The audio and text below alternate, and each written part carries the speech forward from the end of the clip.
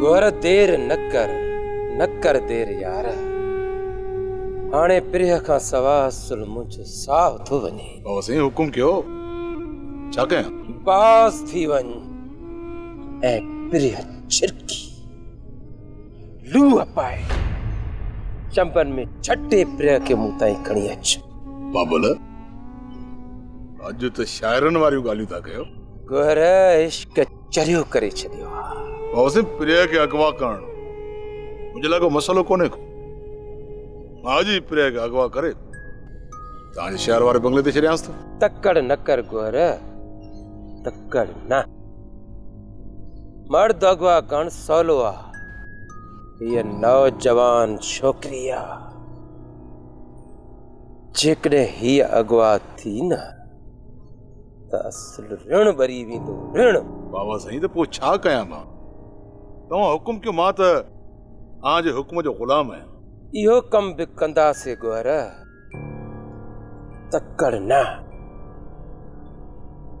सोचे समझी कम कबो, जीअं मुंहिंजे अंदर जी बाहि बि ठरे ऐं बाफ़ ॿाहिरि बि न निकिरे। बाबा साईं इहो नामुमकिन आहे। बाबा ॿ टीन ठहकंदा, आवाज़ त थींदा न। ॿ चारि ॾींहं लुड़ थींदो, भाग्या वरी बि त तव्हां वटि ईंदा न। काॾे वेंदा? ईअं डारा सारा ॾेई पिया हलाईंदासीं, ॿियो छा कंदासीं? चवे त तूं बि ठीकु थो, पर हा थोरो ख़्याल सां कमु कजाए। बाबा साईं गणती न कयो। तव्हां ॾिसो त हाणे मां हिन झिरकीअ जो कीअं थो शिकार कयां।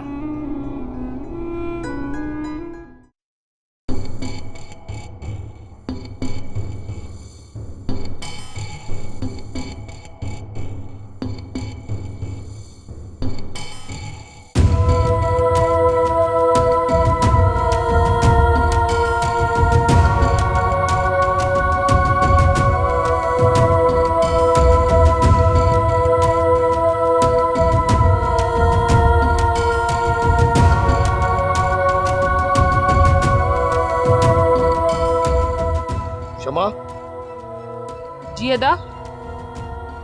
सदोरी करे वई आहे? सदोरी गाह करण वई आहे। उनखे जॾहिं घर खां ॿाहिरि पेर कढण जी इजाज़त न हुई त गाह करण कीअं वई? कंहिं इजाज़त ॾिनसि? इजाज़त बाबा ॿियो वरी केरु ॾींदो? बाबा चयो त सदोरी हाणे घर खां ॿाहिरि वञी सघे थी। बाबा ॾिनसि? बाबा जो त दिमाग़ ख़राब थी वियो। सियाणनि सच चयो, 80 मत खसी। अदा तूं परेशान न थी। सदोरी बार बार साॻियूं ग़लतियूं कान कंदी। एॾी तादी थी तस, पोइ बि ईअं कंदी छा? इहा ई त तव्हांजी भुल आहे। इहो ॿुधाए त बाबा किथे आहे? बाबा जी मूंखे न आहे ख़बर।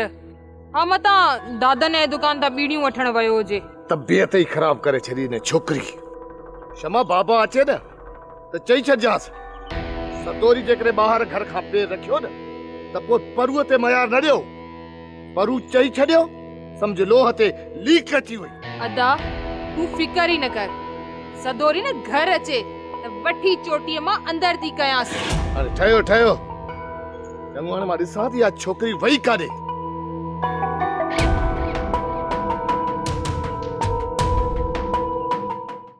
सोप सीरियल सिंध जाई तमाम एपिसोड्स ॾिसो हाणे HD क्वालिटीअ में। विजिट करियो असांजो YouTube channel Sindh TV HD drama. Subscribe कयो असांजो official YouTube channel Sindh TV HD drama ऐं वधीक अपडेट लाइ बेल आइकन खे क्लिक करियो।